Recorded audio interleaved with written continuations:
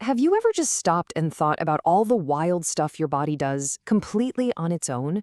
I mean, every single second, there are thousands of things happening in the background just to keep you going. It's like a perfectly tuned machine running on autopilot. Think about it. Your heart just keeps on beating, even when you're totally knocked out. You walk from a dark room into the sun, and bam, your pupils snap shut instantly. You don't have to think about any of it. So, the big question is, who's flying the plane here? Well, as it turns out, your body comes with this incredibly sophisticated, factory-installed autopilot system. It's the silent manager in the cockpit, handling all the mission-critical functions you never, ever have to worry about. And the scope of this operation is just massive. We're talking about the rhythm of your breathing, the incredibly complex process of digesting your food, your heart rate, your blood pressure, even things like sweating or releasing hormones. It's all managed for you, 24/7, no conscious thought required. The official name for this whole setup is the Autonomic Nervous System, or the ANS for short. You can think of it as the part of your nervous system that runs all the vital functions without you ever having to get involved. It really is our internal autopilot, just humming along in the background. Now, this system sounds incredibly complex, and it is, but there's a really simple and elegant way to think about it. All you have to do is picture the two most important pedals in a car, the gas and the brake. See, the ANS is basically split into two main teams. First, you've got the sympathetic nervous system. This is your gas pedal. It's the fight-or-flight system that revs everything up when you need a burst of energy or you're stressed. And then you've got the parasympathetic nervous system. That's your brake pedal. It handles all the rest and digest stuff, chilling out, saving energy, and taking care of routine maintenance.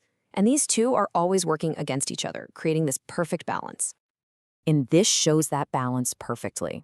Take your eyes, for instance.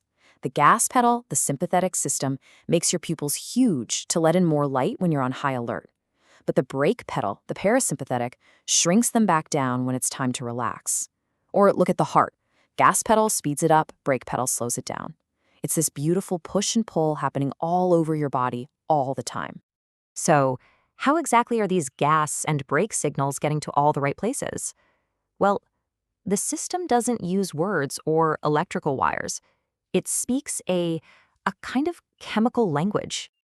These chemical messengers are called neurotransmitters. Basically, when a nerve wants to tell an organ what to do, like speed up or slow down, it releases a specific chemical. That chemical floats across the tiny gap and plugs into a receptor on the organ, delivering the message. And here's the cool part. Each side has its own go-to messenger. The gas pedal system mostly uses a chemical called norepinephrine to shout, "Go!" The brake system, on the other hand, mainly uses acetylcholine to whisper, "Easy does it." So you've got norepinephrine for action and acetylcholine for chilling out. Okay, so if the body uses this predictable system, gas versus brake, with specific chemical signals, it leads to a really fascinating idea. What if we could hijack those signals? It turns out this is the exact principle behind a huge number of modern medicines. The first way we can do this is with something called an agonist. The best way to think of an agonist is as a mimic. These drugs are designed to look and act just like the body's natural chemicals.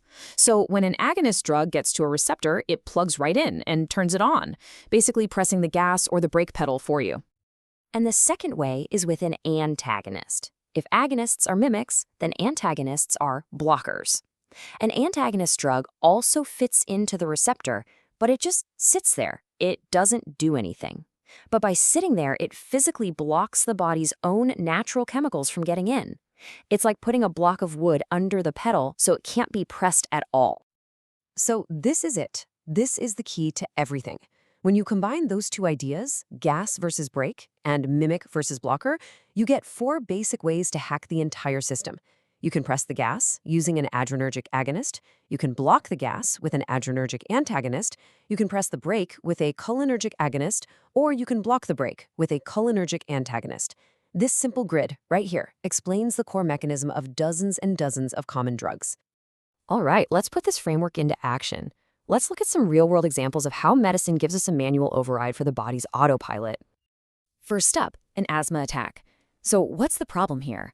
The muscles around your airways have squeezed shut and it's getting really hard to breathe.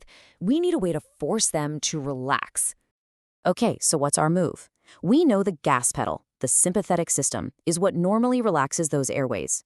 So the solution is obvious. We need to press the gas. An asthma inhaler is filled with a drug like albuterol, which is an adrenergic agonist, a mimic. It's designed to hit specific gas receptors in the lungs, basically flooring the pedal and forcing those airways to open right up. Next up, a super common problem: high blood pressure. In a lot of cases, the heart is just working too hard, beating too fast or too forcefully, which puts a ton of stress on the whole system. So here, the gas pedal is actually the problem. The sympathetic system is pushing the heart too hard. So what's the solution? We need to block the gas. And that's exactly what beta blockers do. They are adrenergic antagonists, blockers. A drug like metoprolol goes in, finds those specific gas pedal receptors on the heart, and physically blocks them. This jams the gas pedal, the heart calms down, and blood pressure drops. Okay, one more: overactive bladder. The issue here is that the main bladder muscle is contracting way too often, creating that constant, annoying feeling that you have to go right now. In this case, it's the brake system that's being a little too aggressive. The parasympathetic system is what tells that muscle to contract. So to fix this, we need to block the brake. Medications like oxybutynin or cholinergic antagonists, they go in and jam the brake pedal's receptors on the bladder, stopping the contract signal from getting through. The muscle relaxes, the bladder can hold more, and that feeling of urgency goes away. And that's really the big takeaway here. Once you understand this simple framework, gas versus brake, and mimic versus blocker, you suddenly have this powerful mental model for understanding how so many different medicines actually work. It's the key to your body's autopilot system. It's pretty incredible, right? The power we have to manually adjust our own internal systems, but it also leaves you with a pretty deep question. This system in our bodies has been fine-tuned by millions of years of evolution into this incredibly delicate balancing act. So what happens? What are the ripple effects when we step in with our modern manual overrides and start tinkering with a system that was perfected long before we ever came along? Something to think about.